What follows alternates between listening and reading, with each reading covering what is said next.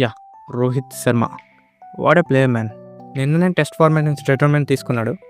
Yes, షాకింగ్గానే ఉంది. Because last మంతే ఒక ఇంటర్వ్యూలో ఇంగ్లాండ్ టెస్ట్ సిరీస్ గురించి ఎక్సైటెడ్ ఉన్నా అని చెప్పి ఇప్పుడు రిటైర్మెంట్ తీసుకున్నాడు. మేబీ సెలక్షన్ టీం చెప్పుకుంటుంది they are looking for other options for this new cycle of WTC అని. సో రిటైర్మెంట్ ఇచ్చినట్టున్నాడు. But that's a great thing man.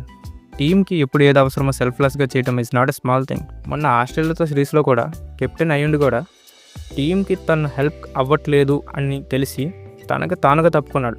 ఇలా ఏ కెప్టెన్ చేయడం చూడలేదు నేను. హిట్మెన్ అండ్ ట్యాగ్ కన్నా సెల్ఫ్లెస్ శర్మ తన కెరీర్కి మంచి ట్యాగ్ అవుతుంది. Coming to his test career, one days and T20తో పోలిస్తే ఈ ఫార్మాట్లో రోహిత్ కొంచెం తక్కువే రాణించాడు. బట్ అది కూడా వేరే ఫార్మాట్తో కంపేర్ చేస్తే ఇండివిజువల్గా చూస్తే he had a good career in test format also.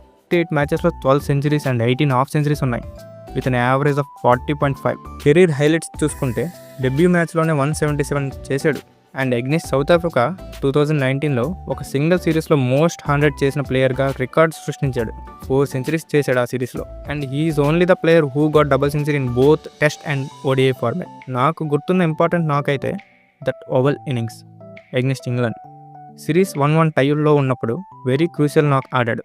నాకైతే ఇది గుర్తుంది. మీకు ఏవైనా గుర్తుంటే please comment. Anyways, all the best Rohit bhai, and definitely will miss you in whites. That's it, bye by.